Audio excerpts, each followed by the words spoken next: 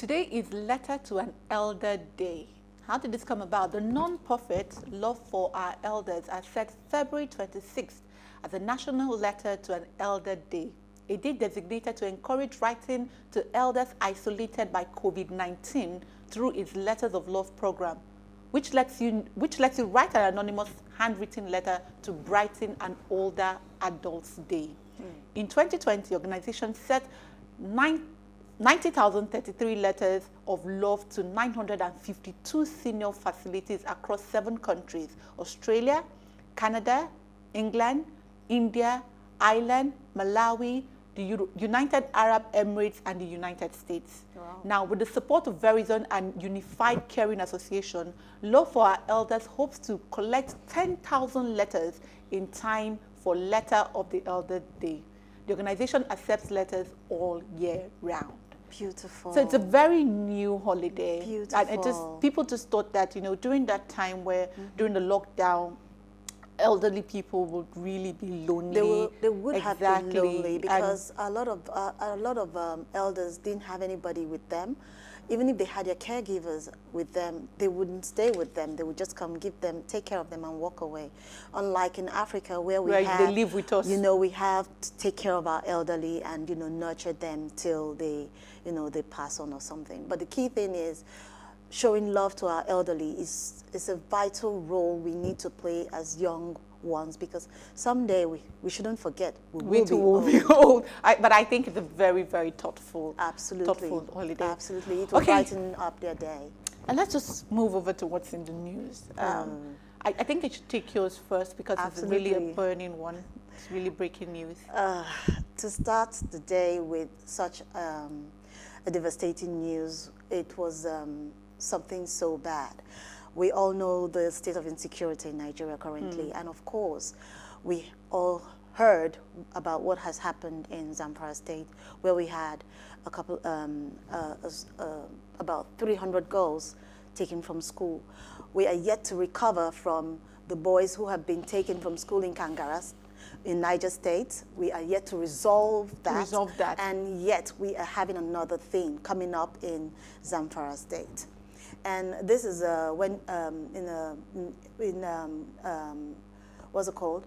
Somebody actually brought up the school of thought that is Nigeria gradually becoming a failed state, and also, or it is virtually a failed state, because a lot of banditry has practically become normalcy in Nigeria currently.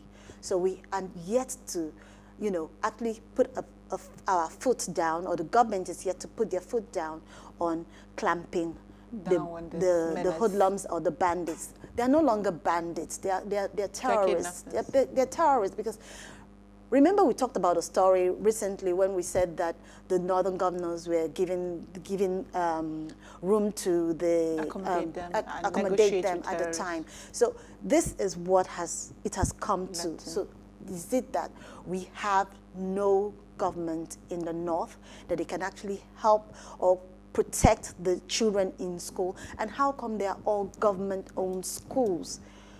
Is there something wrong somewhere? Do we have an informant somewhere? We had the government science school, the first one that was taken. Then we also had another one with the government science school again. And now we have another government school. But now there's the girls that have been taken. Now it's so sensitive because it's really bad. Because they are girls, anything can happen to them in the process. I think this is gender. We shouldn't even base it on gender, because whether they're girls or boys, it's just heartbreaking that this should even happen. But when I heard this, get where I'm coming from. Okay, boys were taken.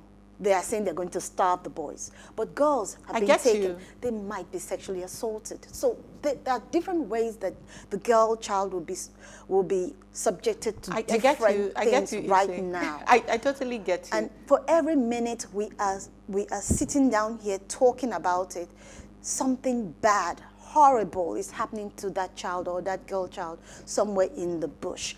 And there is also something we also haven't done. We haven't recovered all the Chibok girls that have been taken. We are yet to recover all of them. Leah Shaibu is still, we still have problems with that. So it's heartbreaking. It's a lot to take in.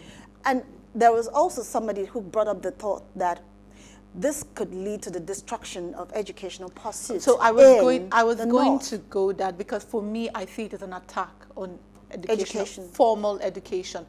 Notwithstanding, it's very heartbreaking. It's beginning to turn into a business, kidnap for ransom. It's terrible. It is really, really terrible.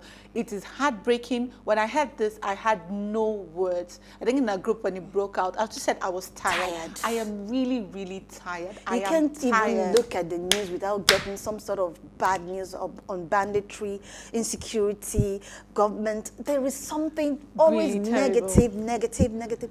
Give me some positives. Let me take my news. I don't know how many of us have seen this video making the rounds. I think it broke yesterday about a possible traffic offender trying to escape and make his way from getting apprehended. Yes. And then in the bid to run away, he actually knocked him down. Knocked another officer over the bridge. And I would say, thankfully, he felt, I think there's a little river or some water body on there, and he felt, and from the video we can see he survived. But the whole scenario is troubling. You know, we talk a lot about bad governance, but is this caused by bad governance? No, so it's the people. Exactly. You have, so there are too many wrongs, and I think this was really the subject of discussion on social media, who was wrong, who was right. Everything here is wrong. Everything I see in this picture, it is wrong. First and foremost, you're a traffic offender, you were apprehended, you stop. And you know what, another upsetting thing, so let's say this didn't happen to the officer. Did he also consider the other road users? Because he did not care. If it would have been very possible that he would have run into another car. Caused another accident. And caused another accident and probably killed someone else. Absolutely. Didn't you see his reaction the moment he did it? And then he started crying. That's an accident. But let me even go again. So people were attacking the officers and saying that the officers would have apprehended better. But where are the tools? Where are the things? What would they have done? Okay, what have they been trained to do? I know currently they were saying something about, I heard it in the news today, that the LASMA is going to be wearing a hidden camera on them. So if this was caught on camera, if this person had escaped, will we have traced him with the car number, with the vehicle license plate? Would we have traced him? So, you know, when everybody was criticizing, we should put all factors together. National identity is a problem. Identifying people is a problem. Absolutely. And if you do not put the infrastructures for the officers to do the work, they will do the work the way they know how to do the work. And there's also the aspect of the officer doing the job, doing something like this and getting away with it based on man, no man. You know, so my take really is that when we're castigating, and I think we should tell the whole story, but everything for me in this video is wrong. Wrong. Everything is wrong. I agree and I with think you. that we should behave better, because normally if you go to some places, just taking the wrong direction or, you know, disobeying, a simple thing as traffic lights is seen as normal.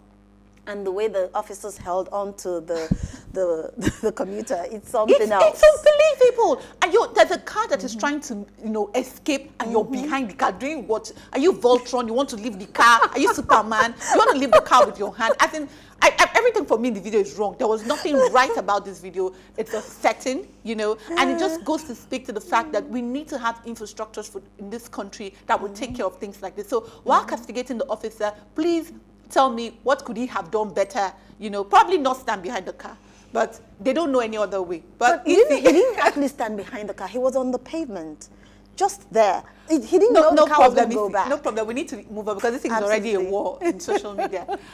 We'll take a break, and when we come back, we'll dive into today's topic.